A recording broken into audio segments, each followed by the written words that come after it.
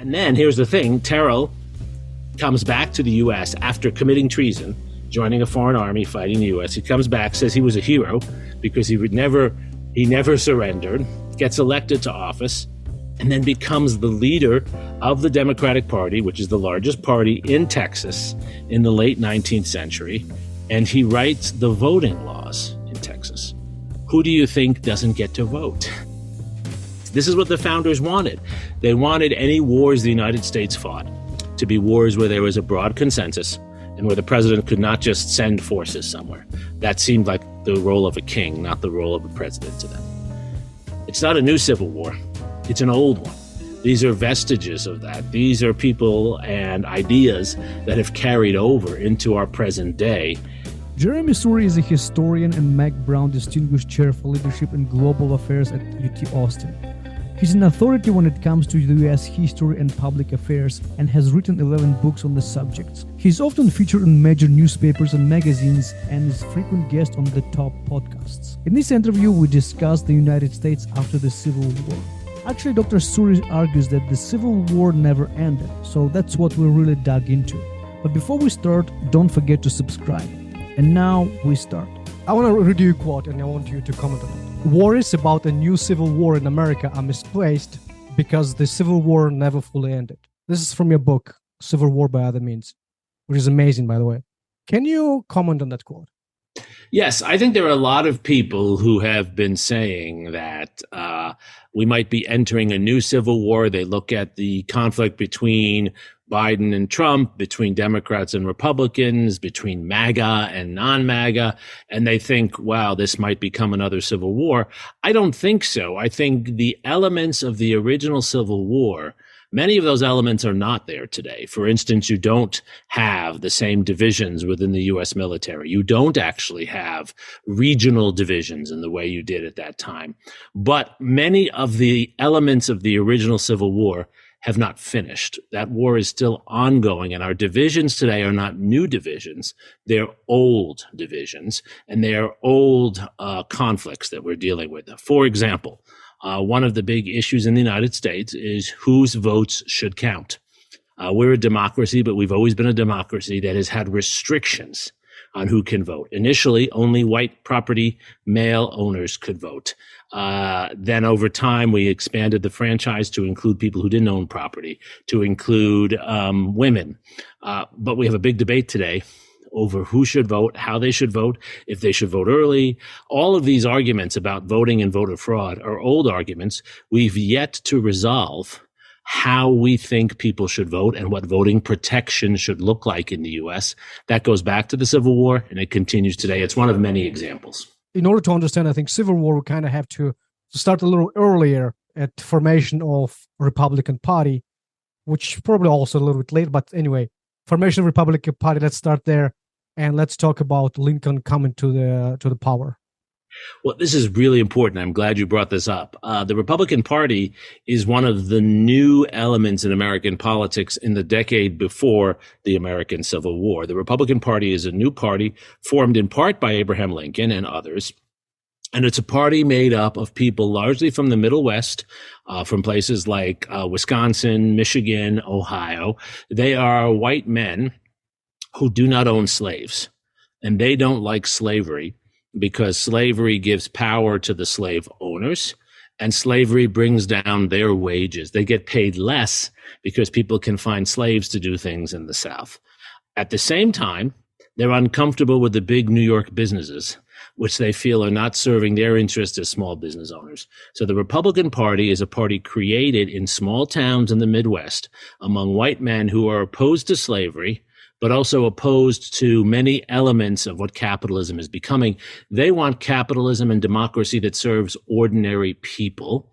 They believe in unleashing opportunity for young people and for people in these communities by providing them the ability to work and earn a wage, to own property, and to vote. Free labor, free soil, free men. So it's a party not of slaves, nor of business owners. It's what we might call, what Marx would call, the bourgeoisie. It's the rising group of people who are trying to become businessmen, shop owners, lawyers. Lincoln is a lawyer himself. It's those kinds of individuals. Almost like Bernie Sanders type of crowd. Well, yes and no. I mean, I think it's more like what I would say, it's more like what the Republican Party was in the first half of the 20th century. It's a lot of small business owners, a lot of people who believe that capitalism should serve and provide opportunity for the smallest actors who are willing to work hard and get educated. One of the core policies for the Republican Party in 1850, 1860, and 1920 is that there should be education, higher education, universities available to everyone. They are pro-university because they believe that universities provide education and provide a basis for a modest person to increase their ability to earn wealth and do well in society. Oh, you mentioned that they were against slavery, but not necessarily because they thought slavery is wrong from a perspective of civil rights, but more of it was negatively affecting the other people, right? So it's a combination. For some Republicans, it was both. For some, it was one or the other. But what I always say as a historian is don't ask people to take a moral position that runs against their interests.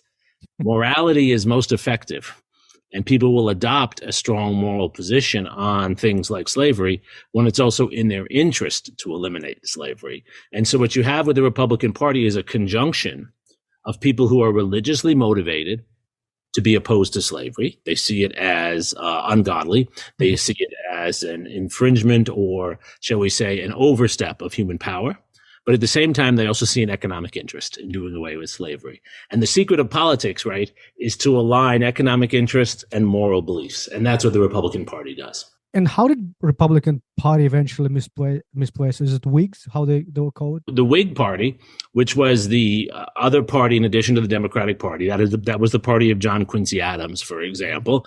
The Whig Party was a party that was for economic development, for the railroad, for big business. And the Whig Party was not pro-slavery, but it was not anti-slavery. The Whig Party said it didn't want to take a position on slavery. The Democratic Party was the party of slavery. The Whig Party was the party of economic growth without a position on slavery. What happened with Whig eventually? How did Republicans become so powerful and they just disappeared? So on the eve of the Civil War, you had the Republican Party, Democratic Party, you had leftovers from the Whig Party. The Civil War pretty much eliminated the Whig Party because you had a polarization between Union Republicans and Confederate Democrats. And the Whigs folded into the Republican Party, though some of them folded into the Democratic Party too. Basically, the Southern Whigs became part of the Democratic Party. The Northern Whigs, who were the majority of the Whigs, became the Republican Party. So walk me through the beginning of the war. What sparked it? Like when it went from the harsh rhetoric into the armed conflict. So the election of Abraham Lincoln. Lincoln ran very clearly on a platform in 1860 of not allowing slavery to be spread into the new territories in the West. He did not take a position. In fact, he opposed the forcible removal of slavery in the South. But Southerners were fearful that Lincoln, as president, would prevent Southerners from continuing to spread slavery. And if they couldn't spread slavery to the new states in the West, then they would have a minority in the Senate, and they would be outvoted on most issues. They held on to the Senate. They used the Senate to try to control. They were always fewer. For a long time, there had been fewer Southerners in the House because there were more people living in the North. But because of the way our system is set up, where the states each get two representatives in the Senate, the Southerners had a fair amount of control in the Senate, and they didn't want to lose that. With the election of Lincoln, it was clear to Southerners that they were going to lose that. And so they decided, many of them, to take up arms against the Union. Their hope was that in attacking the Union, as they did at Fort Sumter in 1861, as they attacked the Union, they were hoping that people in the Union would say, okay, you're right, let's give up, let's give you what you want. So they were trying to extort the Union, even after the election of Lincoln, to accept the expansion of slavery. Well, obviously didn't work, and what happened next? Lincoln basically phoned his troops and said, like, "Hey, let's respond to that." Like, I'm just curious If only it were that easy. I mean, it's actually quite extraordinary. It's a fantastic question because it helps us understand how our society has changed. Lincoln did not have the power to conscript a large army. There was a U.S. It was mostly involved in territorial protection, protecting borders, fortifications in the West. There was no large U.S. army. And the Confederacy created its own army, often taking people out of what had been the U.S. Army. So Lincoln, obviously he couldn't call anyone. There were no telephones. He had to write to and talk to in person the governors from the different states in the North. And they had to give him troops. The governors raised soldiers, not the president. The Constitution to that point gave the president no power of conscription. It is in 1862, after 1 year of war, in 1863, after 2 years of war, that Congress will pass legislation to allow the president to directly conscript soldiers. But before then, Lincoln had to convince governors in the North to give him soldiers as volunteers. That's fascinating. I didn't know that. I'm sure most people who listen to the... No, people just assume the president could demand soldiers. Yes. No, that's not true. It was by design, right? Why was it that way? Well, because the founders did not want the president to have a large army that he could use against other parts of government. Their view was that the president should be a small office with limited power. And so when George Washington, for instance, uses the army to fight the so-called Whiskey Rebellion in the late 18th century, it's a group of Pennsylvania farmers who refuse to pay their taxes. He uses a volunteer army, including the governors from some of the states. This is what the founders wanted. They wanted any wars the United States fought to be wars where there was a broad consensus and where the president could not just send forces somewhere. That seemed like the role of a king, not the role of a president to them. So technically, president had to be able to convince people to fight for him versus forcing them to do it. Exactly. And that changes. It changes a little bit with the Civil War, but it really changes after World War II. Because we developed then a large standing military in peacetime after World War II.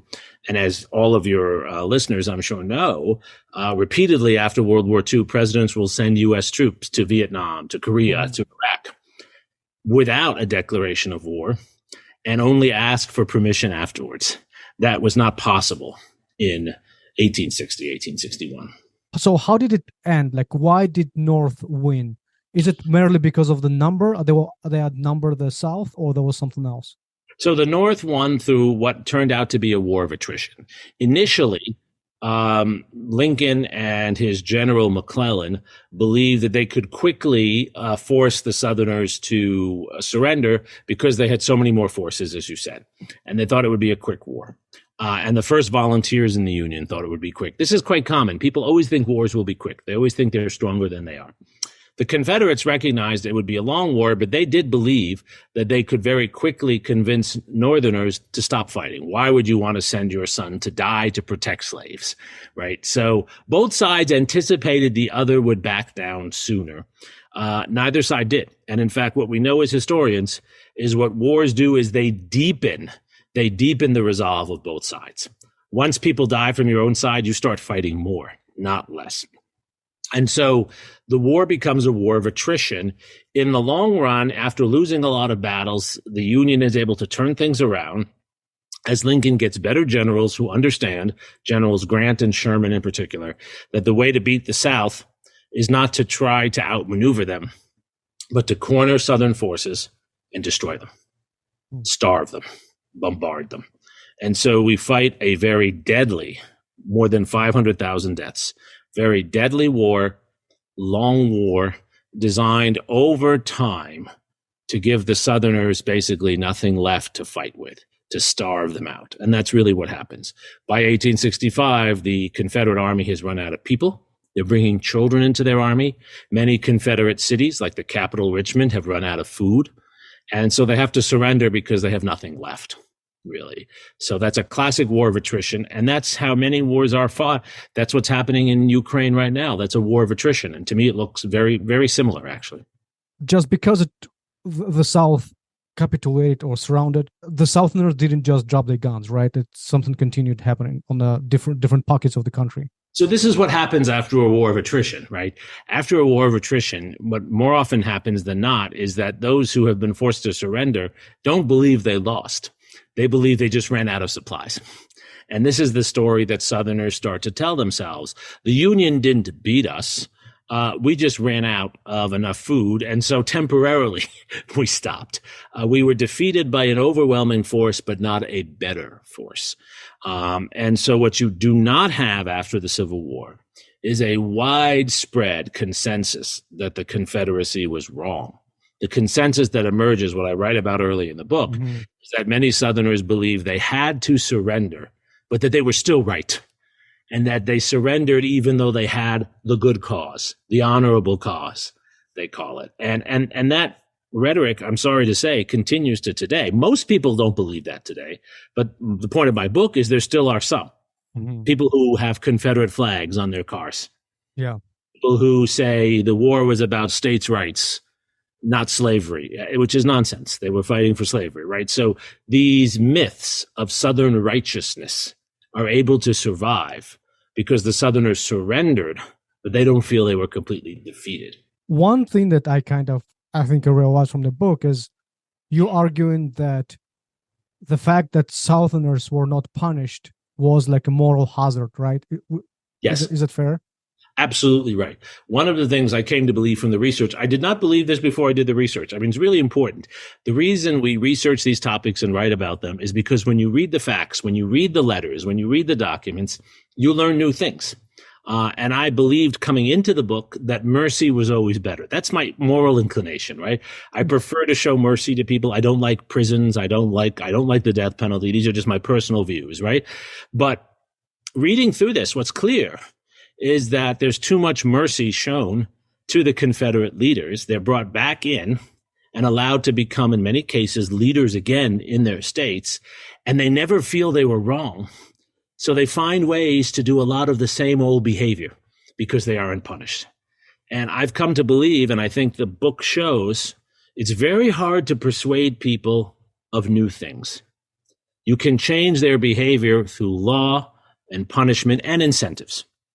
But that's why the law needs to be enforced. The 14th Amendment very clearly says, 14th Amendment, which was passed after the Civil War, that if you were part of an insurrection, as a former government official, you can never serve in government again. That was intended to keep them out of government, to punish them. But then Andrew Johnson, who was a sympathetic president, showed them mercy. He pardoned all of them so they could come back into government. So you have a situation in Texas, where I live, where throughout the late 19th century, for the next 40 years after the Civil War, the same people who were fighting to protect slavery are now making all the laws. There's no slavery, but they try to create something close to it. They try to do a lot that's similar. It would be like having the losers of World War II in government again. So I think the book shows, the research shows, whether you like it or not, you have to punish people for their crimes. Otherwise, they will continue to commit those crimes. So how was it for you to go from one point of view to the other as you're researching? Well, like, did you go like, holy crap, I was wrong my entire life?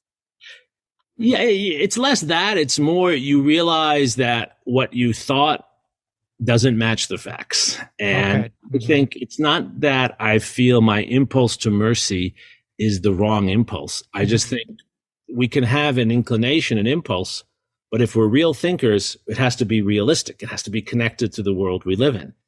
And so the more you, this is why I like history, you learn about the actual experiences of people, not just theory. And when you see how people actually behave, you have to adjust your theories. So my theory is still that we should show mercy wherever we can. But my historical knowledge now tells me that even though we want to show mercy, we must punish bad behavior. Anyone involved in an insurrection has to be punished or they will do it again. That's my view today, and it's a view I've come to from this research. In one of your interviews, you mentioned that Abraham Lincoln was the best president in U.S. history. Why do you think so? I think Abraham Lincoln himself learned. He was willing to learn. He had generals at the start who were not good generals, and he taught himself to understand the military affairs so he could choose better generals. He was very savvy in recognizing that you have to find a way both to persuade people and to force them to change. And he used his language and he used clever uses of policy to make people change. And then the third thing I'll say, the most important thing, there was a humility about him. Most of the people I study, I wrote a prior book on presidents. Most of the people who are at that level, they think they know everything, and they make mistakes out of hubris. It's the Greek tragedy, right? It's what the Greeks write about. He's one of the few people, the higher he goes, the more he realizes how limited his knowledge is, how many mistakes he's made. And that humility, I think, stops him from making bigger mistakes. I wish presidents and business leaders would have that kind of humility today. They are not masters of the universe, and they have to know that. He was assassinated by John Wilkes Booth. What did Booth symbolize for Republicans and for Democrats? Did both of them perceive him as a assassin terrorist, or some of them saw him as a liberator? No, I think it's very much what we see today around terrorism too. So for many Southerners, this is shocking to me. I grew up in the North, right? I'm the child of immigrants, but I grew up in the North and in New York. Shocking to me when I was doing the research. Again, it's what you learn when you do research. I was reading all these old newspapers. I love reading old newspapers because they tell you so much about a society. He was seen as a liberator. He was seen as the person who was willing to sacrifice himself to kill the tyrant, which is what he said in his diary. In the North, he was seen, yes, as a brutal terrorist.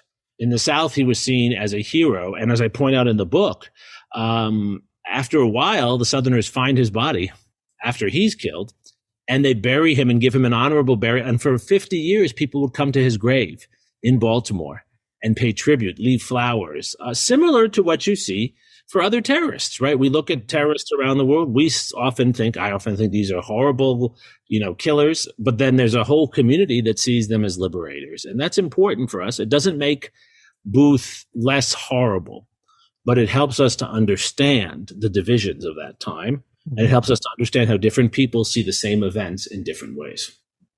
You mentioned that Booth exclaimed that he killed a tyrant. And one interesting thing that I've read in the book is those slogans of tyranny, divided country, let's take country back, that politicians rule by fear, spread the fear.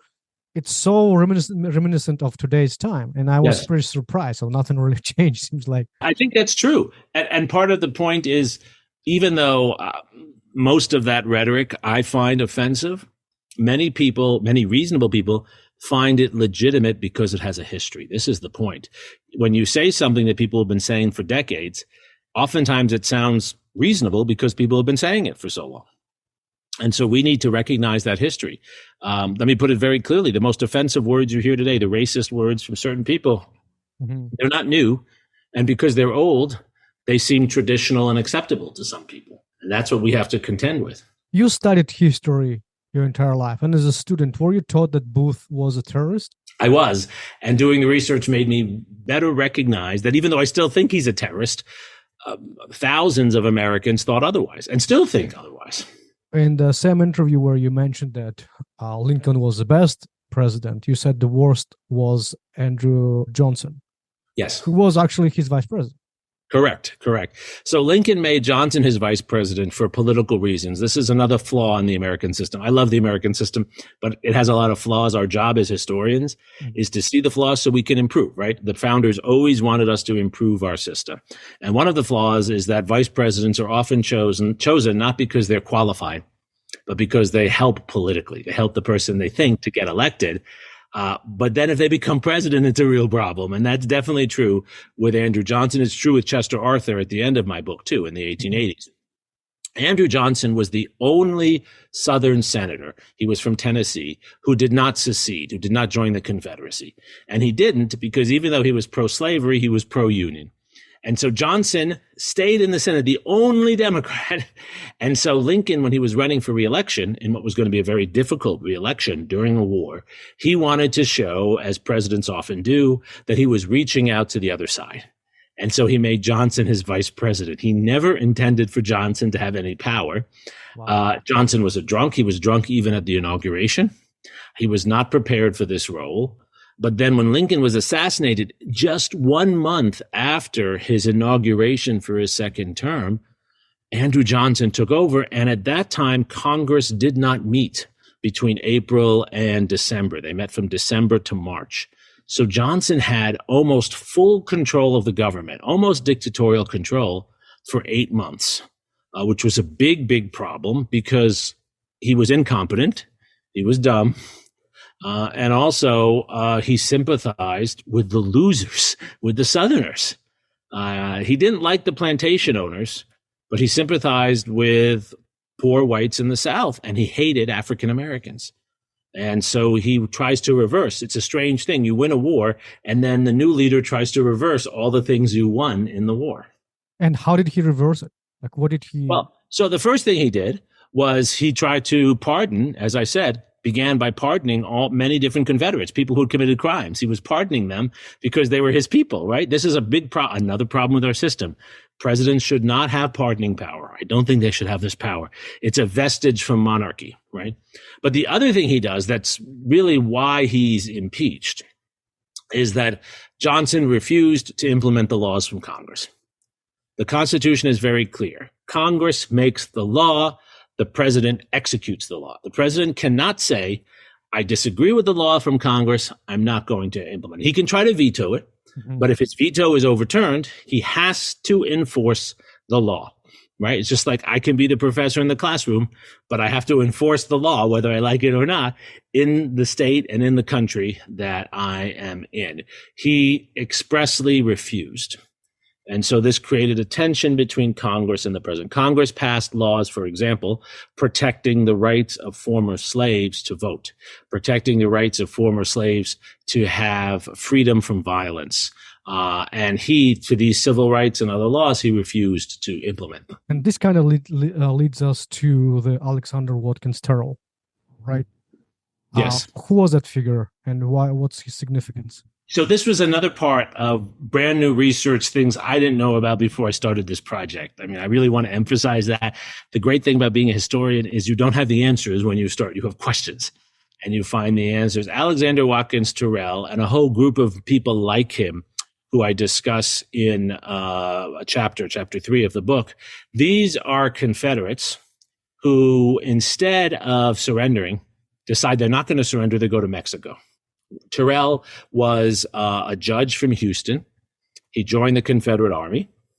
And then when the Confederates lost, he went to Mexico and joined the government of Emperor Maximilian, who was Napoleon's installed dictator in Mexico, who was trying to help Napoleon get back the territory from the United States he had sold to Jefferson in 1803. This is Napoleon's nephew now, Louis Napoleon. So he's trying to help Louis Napoleon to become like his uncle, Napoleon Bonaparte, to get back this territory. This is treason. He's joined a foreign government, an emperor from a foreign government who is fighting the United States.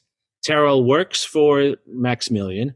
Maximilian is defeated by other Mexican revolutionaries under Benito Juarez, who was a Republican, a revolutionary trying to bring democracy to Mexico. He captures Maximilian, and Maximilian is killed. Edward Manet has a beautiful painting actually showing this. We have it in the book. It's at the Quai d'Orsay, I think, in Paris, the original.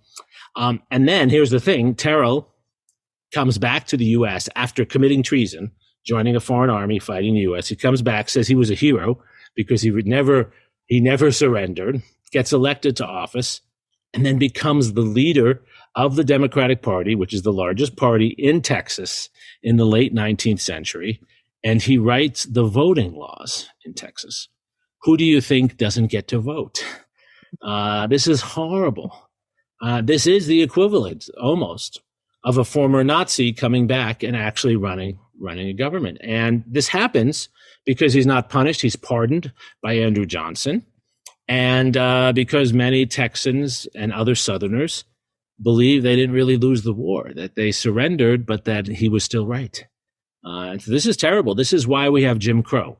The people who implement the racist policies in the South in 1880, 1890, 1900, 1910, and are responsible for lynchings and violence, they are former Confederates. And this is a problem. The war really didn't end. That's why I say, to this day, back to where we started with your excellent question, it's not a new civil war. It's an old one. These are vestiges of that. These are people and ideas that have carried over into our present day. And that's why when you listen to some of the extremes today, you can't but see the same rhetoric as this other period. But do you think it was possible to stop it, though? Like, it seems like history, actually, with Nazis, it was possible by punishment, pretty much. I think you can. I think it's hard work. I think one of the lessons, and this is a lesson from my book, but I think there are many other scholars who have written about this, right, is that the battles on the battlefield in a war are only one component of the war. Yeah. Then there's what happens afterwards. What do you do afterwards to punish people? What do you do to compensate people? What do you do to educate people? And I think one of the things we do well after World War II, nowhere near perfectly, but what we do well after World War II, especially in places like Germany, maybe not in Japan, but in Germany, is to educate people, right? German students learn about the Holocaust. In fact, Germans know more about the Holocaust than Americans do.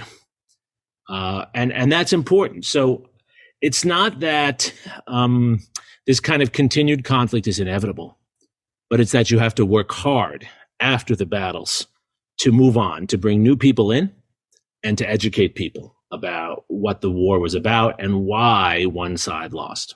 So let's go back to Johnson. He thankfully got replaced by Ulysses Grant, right? Yes. And Ulysses Grant had 2 terms, right? How was his second term different from his first? So a great question. So Ulysses Grant is elected to his first term. He's the hero of the Civil War, like Eisenhower after World War II, right? He is the general who in the end worked with Lincoln to defeat the Confederacy. And he's very popular with African Americans too, for obvious reasons. And so he actually wins more votes than Lincoln ever won. He wins votes in the North, and then he wins votes in the South from African Americans. And in 1868, and 1870, there are still Union forces in the South, and so they protect lots of the African Americans who are voting. And so there are votes for Grant, and Grant in his first administration tries to use the presidency to help communities after the Civil War in the South that are being mistreated by local government.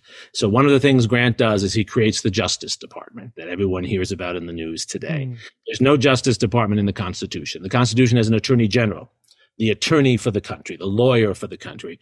The Justice Department is created by Grant with Congress to provide a way for the federal government to enforce the law in places that are not following the law, particularly in the South, but not exclusively. Amos Ackerman, who is then the Attorney General, uses the Justice Department to go into communities, South Carolina and elsewhere, and enforce the law. And then Grant sends more military force into places where you have insurrectionists who are continuing to fight, particularly groups like the Ku Klux Klan, the Red Shirts. These are groups of men who form their own militaries to kick black people out of their communities, to attack Jews, to do all this sort of bad behavior, violent bad behavior. Grant uses the federal government through the Justice Department and the Army to enforce the law. And from 1868 to 1870, 1871, the country actually is moving forward. We're actually making a lot of success. This is really important, right? You have more African Americans elected to Congress in 1868 than will be elected again until 1968.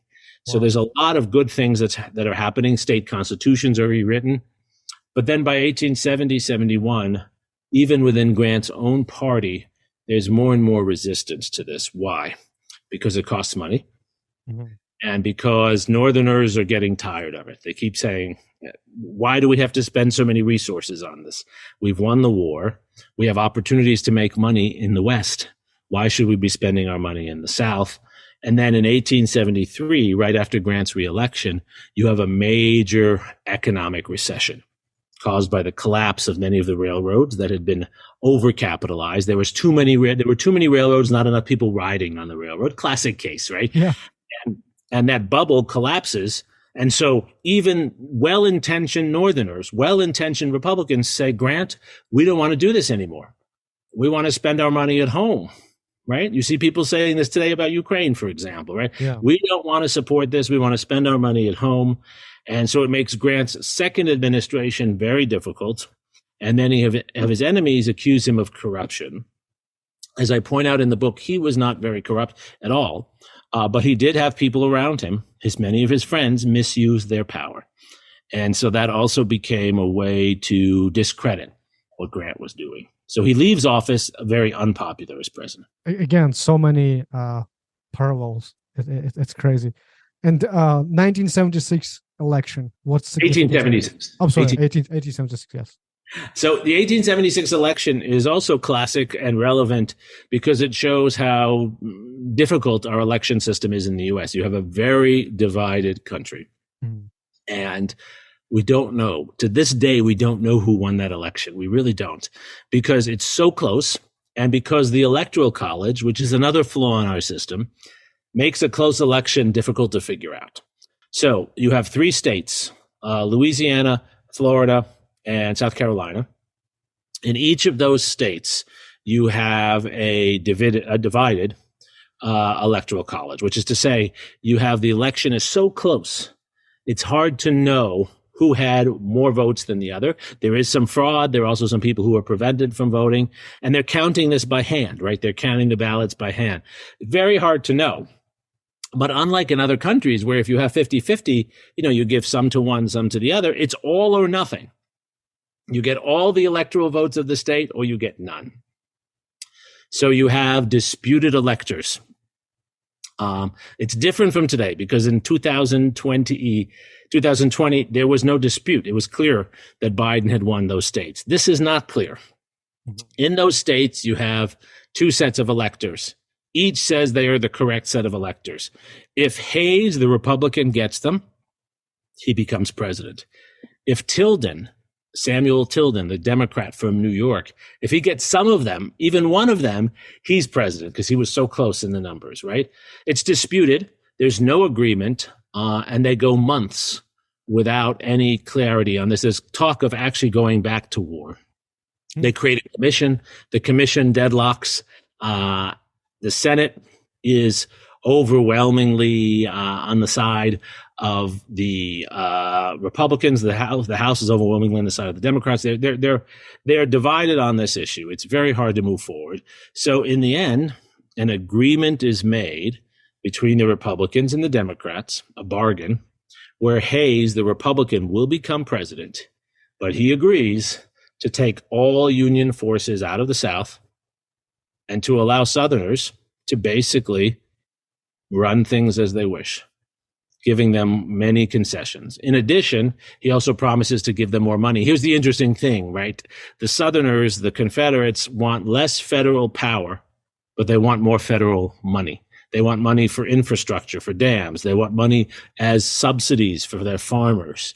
So you get this dynamic of anti-government but pro-government money in these states.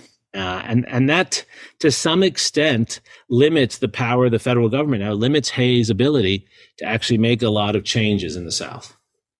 I guess that compromise helped him win the election, but it was terrible long-term consequences of it, right? Correct. And what we have to recognize is it had terrible long-term consequences, also because it kept us in a system. We really should have reformed our electoral system much, much more than we did, because it showed us actually that our system is set up to create too many disputes. Mm-hmm. Yet, because we were able to compromise and move forward, for the next 40 years or 30 years, we have very close elections. And we should have reformed our system to make it easier, first of all, to have all the votes counted, and then also to make it easier to understand who won. When it comes down to a few votes in a few states, and one person gets all the benefit if they win by one vote, it's very hard to differentiate who's won and who's lost. Can you elaborate more on the Electoral College? Because in the book you say a little bit about it, but I'd like to better understand it because it's a little confusing. Most people don't understand it. That's part of the problem. So the Electoral College was created by the founders. It's in the Constitution. It's not called the Electoral College. They talk of electors. They created it as a stopgap. They didn't know in 1787 how to elect a president because it had never been done before. It's the first time it's done. So they're making this up, right? And what they feared was that big states like Virginia, New York, and Ohio would always put up someone and force that person on the rest of the country. And the small states, Rhode Island would never have enough votes to get someone as president. So what do you do? So they tried to create a system where you had electors, where the states were not electing the president, but electing the electors, and then the electors would make a choice. And they thought that would still not work, and that the House of Representatives would choose. If the Electoral College is deadlocked among three candidates, then it goes to the House of Representatives. And they thought that's really where presidents would be chosen. That's what happens in 1824, for example. But what has happened instead is that the Electoral College creates a situation where some states are overrepresented and some states are underrepresented. Why is that? Because you get a number of electors based on the number of members of the House, which is by population, but also based on the number in the Senate. Everyone gets 2 in the Senate. So that means that Wyoming gets more electors than population. California actually gets less than by population because it only has 2 senators. So it creates an imbalance. It means that you can win as president by getting a lot of the states with less people in them to vote for you, and a few of the states with a lot of people in them, and you can ignore other states entirely. If we didn't have the Electoral College and we had a popular vote, as they do in France, it wouldn't matter what state you were in, your vote would count, right? Your vote would count whether it's a vote in California or a vote in Georgia or a vote in Texas.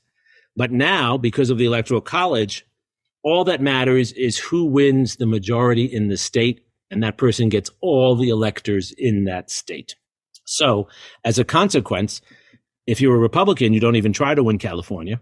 The votes don't count. You know you're not going to get those electors. Mm-hmm. And if you're a Democrat, you don't even try to win in Texas now because you know you can't win the state. So the votes don't matter. It means that if you're in a state that is majority one versus the other, and you're in the minority, your votes don't count. They count to the popular vote, but they don't count to how the electors are apportioned because they're apportioned by state. So this system creates 50 different elections in 50 different states. And it means that every state determines its support for a president based on who gets the most votes in that state, and the other votes don't end up counting. You get 0 electoral votes if you come in second in Texas. You get 0 electoral votes if you come in second in California. It gives more power to the small states, and it makes the votes of the minorities in the states matter for nothing. We should go, I believe, to more of a popular election system where every vote counts. So even if you lose California, but you get a lot of votes in California, that helps you win because those votes count toward your overall total. Right now, it doesn't work that way. If it was the most popular candidate wins, wouldn't that mean that in the most recent elections, it would primarily be Democratic candidates? That is true. But it also would have meant in other periods of time, it would have been Republicans. That varies over time. Mm-hmm. Okay. That varies very much over time. There have been a number of cases where the person with the most total votes actually has fewer electoral votes.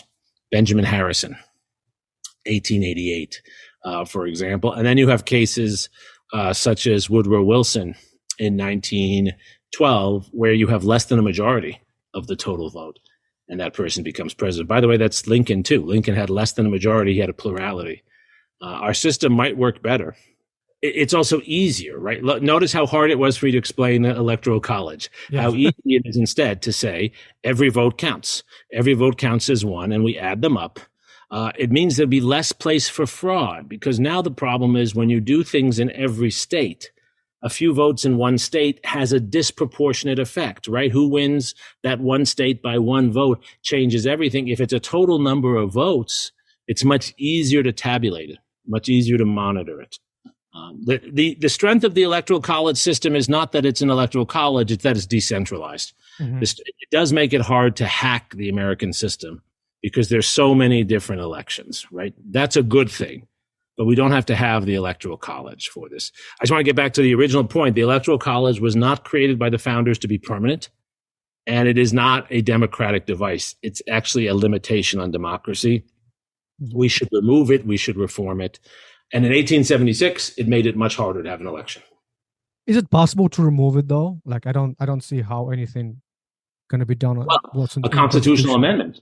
A constitutional amendment, which is hard to do, of course. Yes, that's what there are some clever ideas, right? There's the idea of a states pact, an agreement among states, where states would only give their electoral votes to the person who won the most total votes. They could do that. It would be challenged, but you could imagine states adopting that rule. So there are ways to get there. I agree it's hard. But that's why we haven't changed it. I mean, here's the other point about the Electoral College, Asnar. It's not that people just don't understand it. No one likes it. But no one changes it because of what you just said. We think it's so hard and we can't come up with an obvious solution. So we just accept it. I think we have to start talking about it and start experimenting with ways to change it. You know what I'm thinking? Typically, it's like just a few swing states that decide the election. But given the role that United States play in the world, it's like this few states actually decide where the world going to be in the next few years. It's kind of nuts. It's interesting. Well, we didn't know this was going to happen in 2000, but it's really a few votes, like a few hundred votes in Florida, that determine whether Bush or Gore is president, which might have determined whether we went to war in Iraq. Oh, I didn't think that deep. Yeah, holy cow. Wow. All right, let's get back to this book.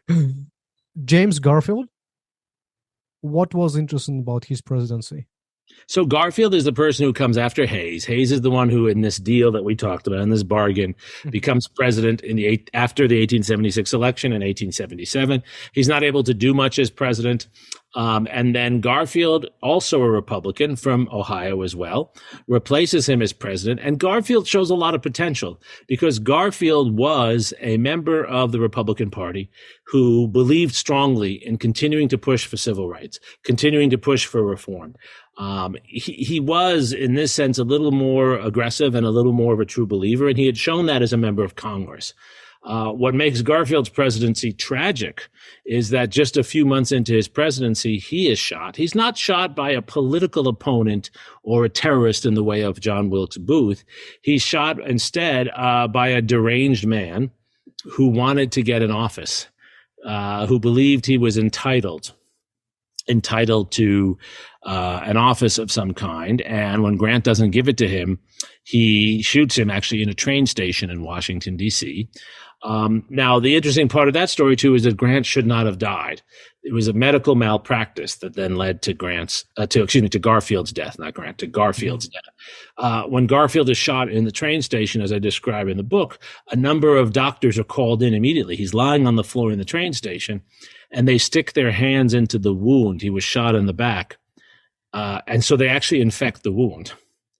And then his doctor, who takes care of him for the next 5, 6, 7, 8 months, refuses to give him the proper treatment. He doesn't identify the infection that Garfield has. And Garfield eventually dies. He dies of sepsis of the blood from the long-term infection, not from the gunshot itself.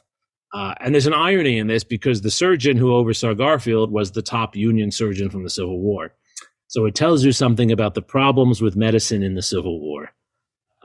We could have done a lot better. There was a young man, just another side story, a young man at the time, Alexander Graham Bell, who believed he had invented a machine that would help identify where the bullet was in Garfield. It was a metal detector. But the doctor didn't want to use it and really didn't use it fully. So the inventor of the telephone was actually someone who could have helped saved Garfield.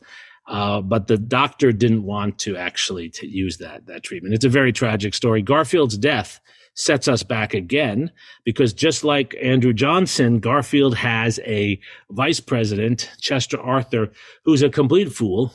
Arthur was put into that role because he was popular in another faction of the Republican Party, and he had been a powerful person because of his corruption, because he was part of the New York machine.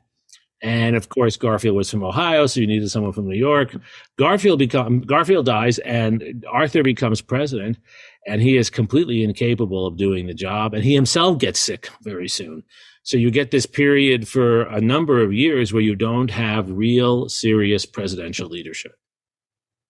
It's interesting. So ever since from the point when Lincoln became president and until Arthur, only Republicans had control Correct. of the country. But did they take it to the place where they wanted to be? No. Why was that? They didn't because of the power of resistance by Democrats. That's part of it, right? Mm-hmm. The role our system is set up, maybe it's a good thing to allow a minority to resist. But second, because they didn't push it enough. And why didn't they push it? Because within their own Republican coalition, there were many Republicans who did not want to make the effort to reform the South. They themselves did not want to do this. They thought maybe it was better to spend their money going west. There was more money to be made building railroads into the West. And many of them also were afraid that these changes would affect their communities. As I point out in the book, Ohio Republicans wanted African Americans to vote in the South, but not in Ohio. Right? This is a problem we have today with things like campaign finance reform, right? Everyone wants to reform campaign finance until they get elected to office. Then they benefit from it, right? So they don't want to reform it. This is the same thing, right? It's very hard to make serious reform when you have people even who know and want to do the right things, but they're attached to the old system. Mm-hmm. So it was very hard to implement change in this time.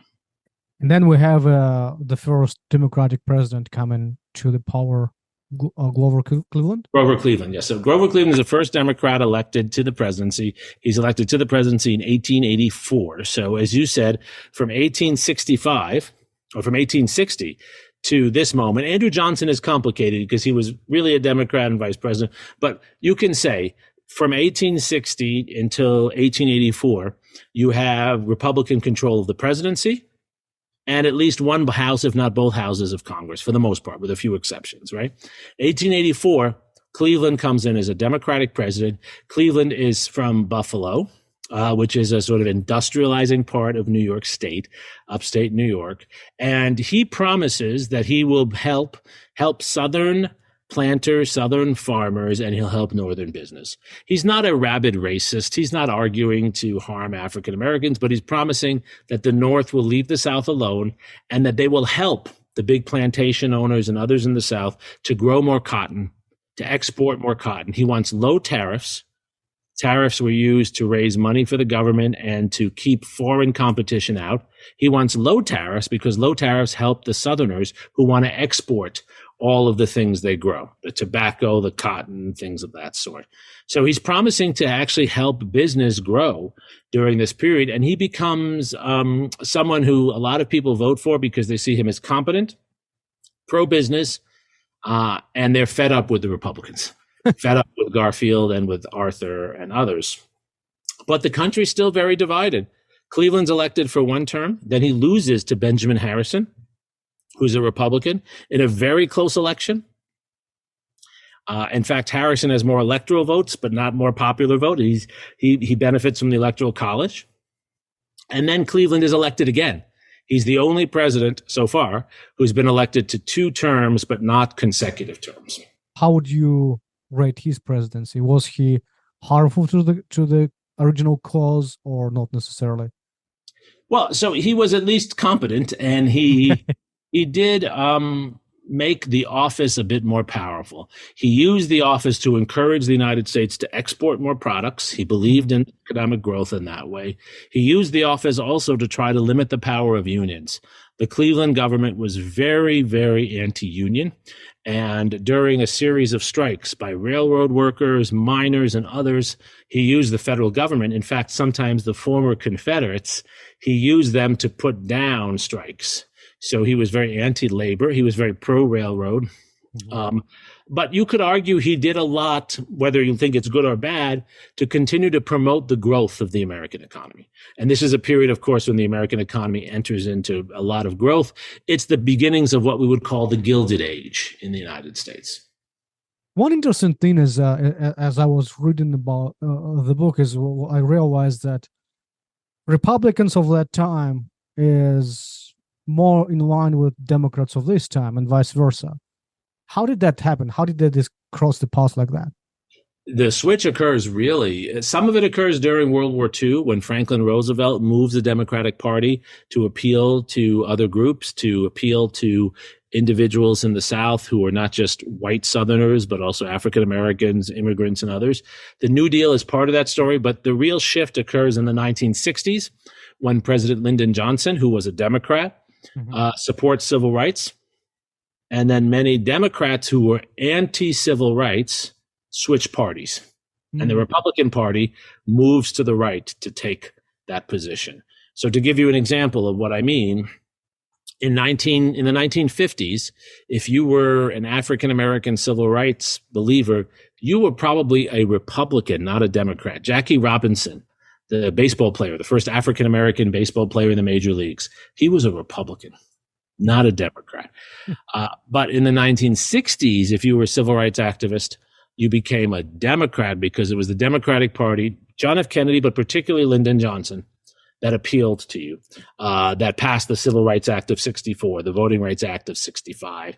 And as that happened, the Republican Party moved in the other direction to take on all of those disgruntled Democratic voters. So there are many Southern senators who were Democrats, like Strom Thurmond, and then became Republicans by the late 60s and 70s.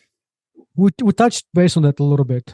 And in the interview, I saw one of your interviews where you mentioned that American institutions have these cancers, and elections is one of them. What are the other cancers you think? Well, another cancer is money, right? That money buys too much power. And it's a real challenge, right? Because in a free society, people should be able to spend their money as they wish. I mean, the problem with a dictatorial society is it takes everyone's money. And Machiavelli wrote about this in the 15th century. That's never a well-functioning society. So the alternative is not to take away people's money. But in a society like the United States, which produces so much wealth and such inequalities of wealth, those with a lot of money are able to buy a lot of influence. And our institutions, as I show, have generally served those with money and not those without money. So that's a problem within our institutions. Another cancer within our institutions is that our institutions are often not designed to address the needs of the people they're claiming to serve. They're created for one purpose, which is often different from the needs of the people in the time. And this is what I would call institutional inertia, right? You're created to do one thing at one time, but the society needs something different. A great example of this, it seems to me, is many of the institutions we have for dealing with antitrust for monopoly. These institutions are designed to create and maintain competition, but oftentimes what they're doing is they're captured by the powerful actors at the moment. But it's hard to eliminate that, as you said. It's like, that's where the cancers, and I don't think this is not to condemn the U.S. government, right? We probably do better than most other societies, but role as scholars is not to be people who say, rah, rah, we love the country. We should love our country, but we should also point out how we can be better. And I do believe if we see the problem, we can begin to actually do something. Just like if you're unhealthy, you shouldn't deny it. You should see ways to make your body healthier. And we can do that. Our problem today is that we're often too afraid to try to take on these changes. So many things we could do to make things better, and we don't. Do you think there'll be somebody, or maybe another party emerging that would make some change, or new party is basically lost cause? It's like impossible in this current environment. I don't think that at all. No, I think actually the way the U.S. system works, it's a system that's biased to two parties because it's a winner-take-all system. You win the state, you get all the votes. It's not like the German system where you can have coalition governments. But the way things change in our society is within the parties. There's always a big debate going on. And that debate within the party will move the party in one direction or another. The Republican Party is having that debate today. Yes. Right? There is a Trump wing and there is a non-Trump wing. And then there are a lot of people in between, and they are fighting it out for the future of this party. And that will get resolved at some point. One side will control the party, and that's where that party will be. And then some of the people who were in that party, maybe this is already happening, will leave and go to the other party. And so that's how change happens. I am certain we're going to see major change as a whole new generation of people come into the parties. I mean, we're going through a big demographic change in the U.S.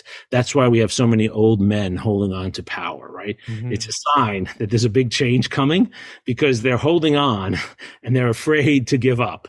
But in this election in 2024, I think if we have the same turnout we had in 2022, more than 40% of the voters will be under 35. That's a big change. And I think we all know people under 35 are different from people above 60. Yeah. It doesn't matter what their party is. And so I think we're beginning to see that change, but it happens within the parties, and then the parties change, and that's how we get change in our policy. What's your take on the Republican Party as like those two coalitions that are building? If they split, which one would be more popular in the country? Well, I think what will probably happen, now I'm speculating, right? Everything else I've talked about, I've done research on, so I have some certainty. Here I'm speculating, but it looks to me like in the short run, the Trump wing will seize control of the party. They kind of have. But I think they're likely to lose a lot. And when they lose, that other group of Republicans will say, see, you were wrong. And they will pull the party in a different direction. So you'll see a short-term victory for Trump and a long-term victory, I think, for Liz Cheney, Adam Kinzinger. They're playing a long game. Let's rate some other presidents, more recent ones. We already talked about Trump. I'm curious, how would you rate Trump, Biden, Obama, and Bush on like if you could align them best to worst? Well, Biden's too early to tell, right? I mean, he hasn't finished his first term yet, but I think he's done a lot of good things. The most important being that he has tried to restore some of the basic functioning of our democracy. And this is very important. What do I mean by that? He has signed legislation that creates more protection for our elections, reforming the Electoral Count Act. He's put money into infrastructure development, into industrial production, so we can produce more chips and other things, and our supply chains are better. So I think he's done a lot to restore the functioning of our democracy. And I think Trump did the opposite. I think Trump is the worst of those four, because his time in office was so fundamentally disruptive to our democracy, undermined our democracy, most particularly in the misuse of the presidential power to, first of all, try to use the military to intimidate people at home, to encourage an insurrection, to not prepare the country for a pandemic. So I'm not even talking policy issues, taxes. I'm just talking about our democracy as a whole. He is the first president since Andrew Johnson who did not use the office to strengthen our democracy, but to weaken it. So I'd put him at the bottom. I'd put Biden closer to the top, and Obama and Bush, somewhere in between.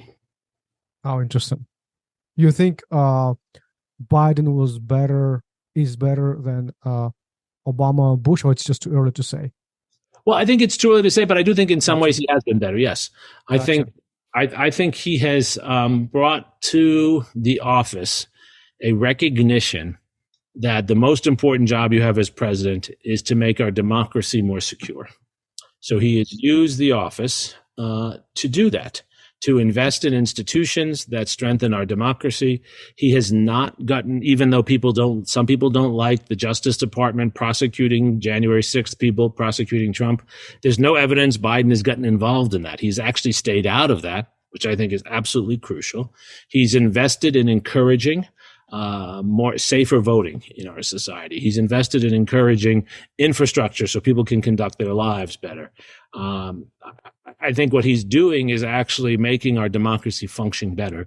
You can agree or disagree with the policy, but he's making the democracy function better. And he's tried to show that he wants to work with the other side, with Republicans and others. I thought the speech he gave just a little while ago in Arizona at the John McCain Institute, where he praised John McCain and bipartisanship in that way, it's very important. So I do think he has done a lot to make our democracy more secure. And then I would say he's rebuilt the Western alliance. Trump contributed to a lot of infighting within NATO and elsewhere. Whether you agree with his policies or not, the Western alliance, in the words of our allies, was weaker.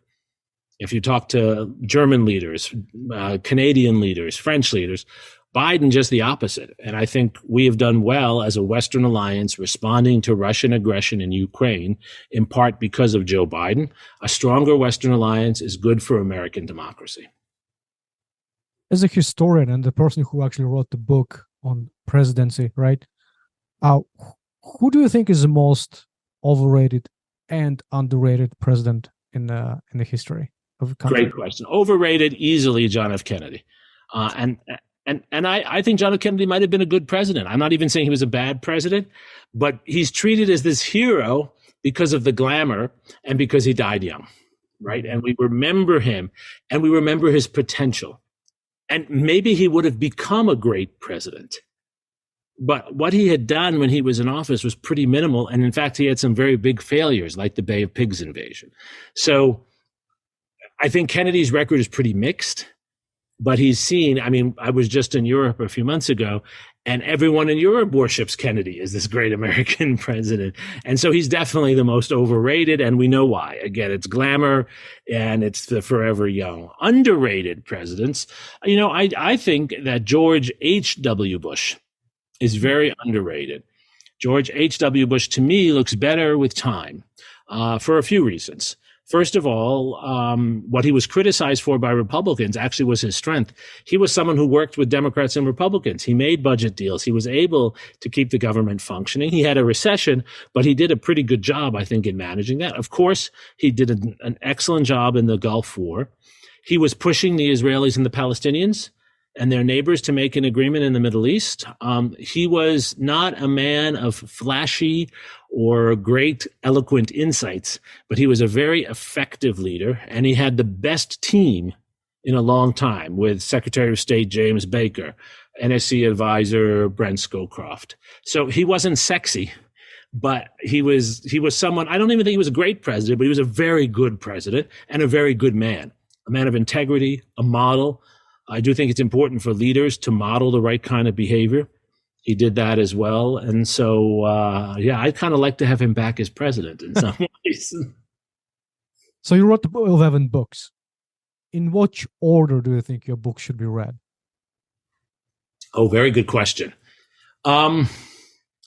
I think one should start with the most recent book, with Civil War by Other Means, because it goes back earlier. And I think it sets the foundation for some of the other things. Then I think my book, Power and Protest, which really looks at the 1960s and 70s.